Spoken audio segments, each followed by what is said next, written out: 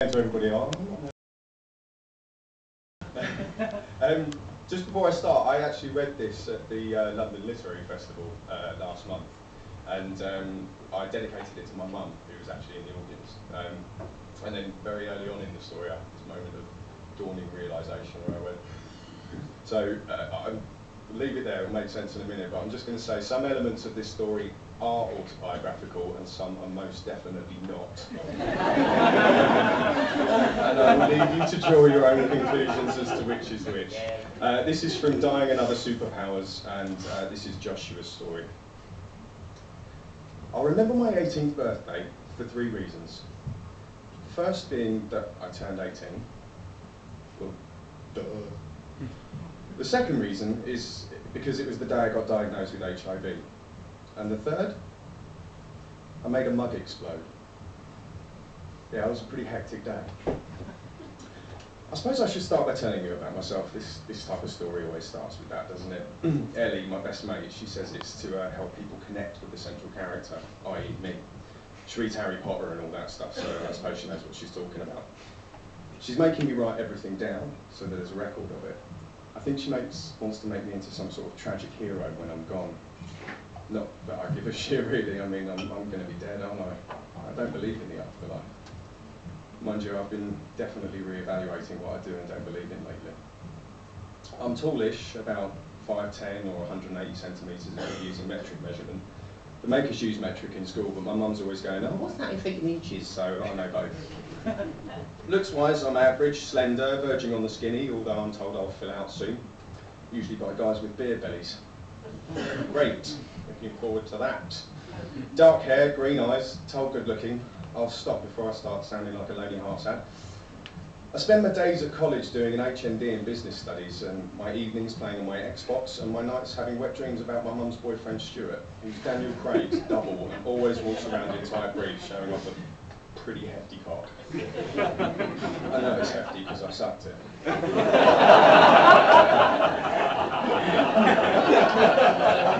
Big balls too, despite the fact he uses steroids.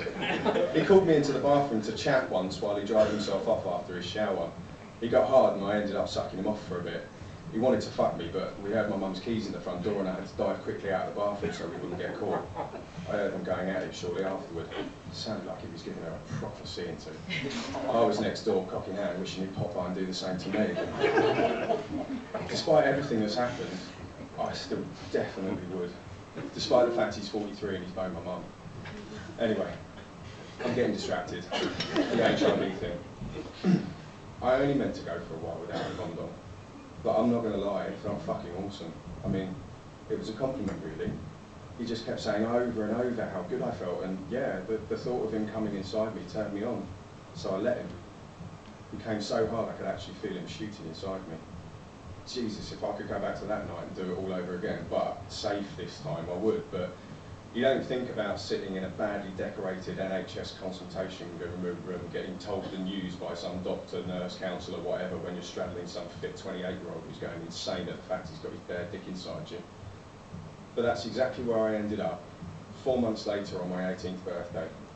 I knew I needed to get tested, and you can hardly pick up a gay rag nowadays without getting saturated with ads begging you to have safe sex. And despite my shit judgment that night, I'm not stupid. I knew what I'd done and I knew what the risks were. I suppose getting tested on my 18th was symbolic. Officially becoming a man meant I had to face up to it and stop pretending everything was okay. I suspected I'd got it. I'd had a nasty bout of flu a few weeks previously, and I know that's one of the symptoms, but it was still a shock. This cute Irish guy, Marco, apparently had Italian blood. He pricked my thumb with a needle and he told me to come back in an hour, so I did. And that's when he told me I had HIV. And that's when I made the mug explode. It happened like this. Marco calls me in, smiled, but not too brightly, and invited me to sit down. You could tell he'd done the whole telling people thing 1,000 times before. I mean, his delivery was perfect. It was matter of fact without being too cold and clinical. Well, Josh, I'm sorry to say your test came back positive. He paused, letting me absorb it. I'll just give you a second. I sat there, blunted. The room swayed, I couldn't hear properly, and I didn't know which way was up, like I'd been thrown into a swimming pool. And all I could think was, how am I going to tell my mum? acid belched up from my stomach and into my mouth. My ears had gone pop. Everything sounded muffled and slow, like the batteries of reality were running out. I felt this rumbling sensation. My head was tight and I couldn't think. I was panicking. Marco leaned forward and he put his hand on my arm and he said, "Josh, are you okay?" I knocked his arm away, and as I did, I felt this tightening sensation around my hand, like it was inside one of those inflatable pulse monitors they measure your heart rate with. I shook it instinctively, and the air around it blurred like a heat shimmer. And beyond it, I noticed Marco's mug on the desk, and as I did, the heat shimmer just gathered instant velocity, and it just shot towards it. And it exploded. And I mean, really exploded. Not cracked, not shattered, but genuinely, whoops, I stepped on a landmine, detonated. Great shards of cheap yellow ceramic hammered into the wall behind the desk and caused all the papers and files on it to develop coffee-coloured freckles. The wall was just a river of brown blood. An open-mouthed Marco gawped at me, then back at the coffee drizzling down the shrapnel wall, and then at the closed intact window behind him, as if to check Lee Harvey Oswald hadn't risen from the dead and cracked off another shot for old time's sake. I just grabbed my rucksack and ran. I heard him shout my name behind me, but I was already running out the main door. I ran for longer than I should have. I think I ran nearly all the way home. I can't remember. My head felt like it was just being drilled into from both temples. I crumpled onto my bed and I slept for 36 hours solid. I won't bore you with a long description of what happened when I broke the news of my diagnosis to my mum, but yeah, it was pretty gruesome. There was a stunned silence followed by a fair amount of crying, a few angry exchanges, a lot of talking, and then finally reassurances that she would support me in any way she could. I had pretty much the same with Ellie, although she was less diplomatic. She slapped me around the face, called me a stupid cunt, and then broke down in tears and held on to me for dear life, as if she expected me to evaporate or drop dead on the spot. Sometimes I'm so glad I'm gay. Those are weird. Life went almost back to normal. I almost forgot about the incident in the clinic that day.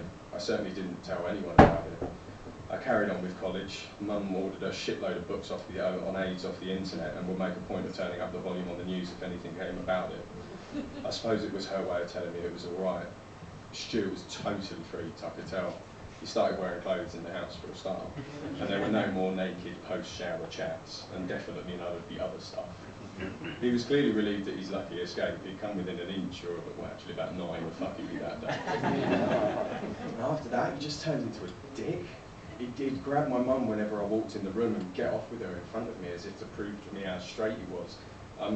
Most of the time he regarded me with barely concealed disgust. I mean, I understand all that fake, straight, repressed sexuality, self-hatred crap, really I do, but it still pissed me off. Things came to a head in more ways than one when I came home to find him and my mum having a full-on slagging match in the lounge.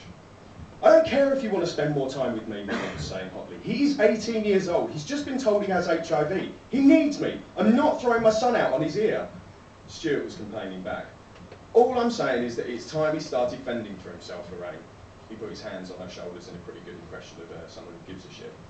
He needs to stop hanging around with that girl and get some proper mates, you know? People like him. People who what, Stuart?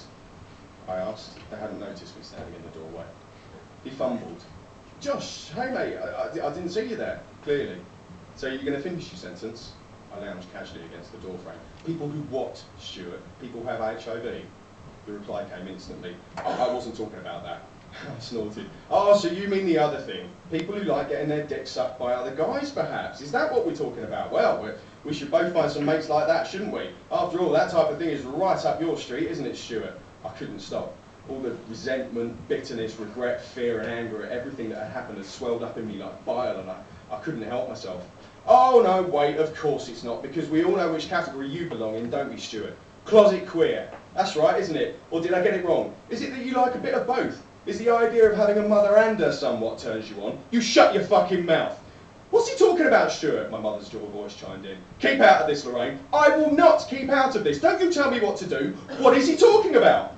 I was yelling now. There was a rumbling noise coming from somewhere, like a low-flying jet, building and getting ever nearer until it began to drown us out.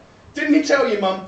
Didn't he tell you about the day I sucked his dick while you were at work? Did he not tell you the only reason he didn't fuck me till his legs buckled was that you came home early? Isn't that right, Stuart? You shut the fuck up, you fucking queer cunt. Stuart, what is he talking about? He whirled on her. Just shut your fucking mouth for 1 fucking second, Lorraine. All you ever do is talk, talk, talk. The only time you shut up is when you got a cock in your mouth. Don't talk to my mother like that, I shouted above the rumbling without a source, which was getting louder by the second. He span back round, his face centimetres from mine. Or what, gay boy, he hissed loudly. You want to start with me, do you? A vein bulged in his forehead. He looked huge. I think he'd been on the steroids again. His voice grew louder. You fucking lying prick! I ought to break your fucking neck for what you just said. You lying, AIDS-infested, queer-bag piece of shit. He raised his arm to hit me and I flinched. You laid 1 finger on my son and so help me God I'll kill you. My mum grabbed Stuart's raised arm and he batted her away. She came in again and he swung his fist at her, connected with her cheekbone. She fell back, hard, blood already oozing from the cut he'd given her. He went to hit her again. Get the fuck off of her! My voice boomed out like an explosion, stopping him dead in his tracks. The rumbling became an earthquake. Photo frames and knickknacks rattled a melody on the mantelpiece. A picture fell off the wall. Nobody looked at it. I fixed him with an icy glare and I walked towards him purposely. The air seemed to whirl around me, my clothes and hair whipping in the current. My eyes grew hot. I kept advancing, glaring, walking, arms outstretched, pulling in the churning air from around me and wrapping it like cyclones round my forearms. I was seething with some unseen energy. Starting in my toes, a sensation like billions of tiny bubbles travelling upwards over the surface of my skin, up my back, spreading out towards my shoulders and down my arms, building towards a crescendo in my hands. Instinctively, I threw them out in front of me, fingers splayed. The air around my forearms shimmered, the same as before, and I saw something shoot from my hands like an invisible jet of water. I actually saw the air part round it as it rocketed and rippled towards him. It hit him square in the chest, and suddenly he was nothing more than a rag doll flying through the air. My head buzzed, crackling with electricity. Everything seemed to slow right down, and I was just a helpless observer watching Stuart as he floated in slow motion towards the big bay window at the end of the room. Someone, I don't know if it was me, shouted, "No!" And the world sped up again. The buzzing in my head became a chainsaw. Stuart shot like a bullet towards the temple. I screamed, clutching my hands to my temples. All I could think of was stopping him from smashing right through it. And just like that, he stopped. And me right there in midair. I stood speechless as he hung motionless for about 10 seconds. His eyes bulging at me with a mixture of terror and disbelief. We carried on looking at each other. There was no sound anywhere. Then I felt a sharp twanging sensation in between my eyes, as if some cord in my mind had snapped and he just dropped to the floor. Sound exploded back into the world. I could hear my mum screaming, a car alarm blasting. Stuart clambered unsteadily to his feet, croaking, "What the fuck?" There was a dark patch on the front of his jeans. I gaped at my hands, turning them over a couple of times, but my vision was blurring and I felt unsteady. I looked around the room, unfocused and disorientated, and in a weak voice said, "Mum?" I don't know what if she answered, because my world went black. And if you want to know how it ends, you have to find a book.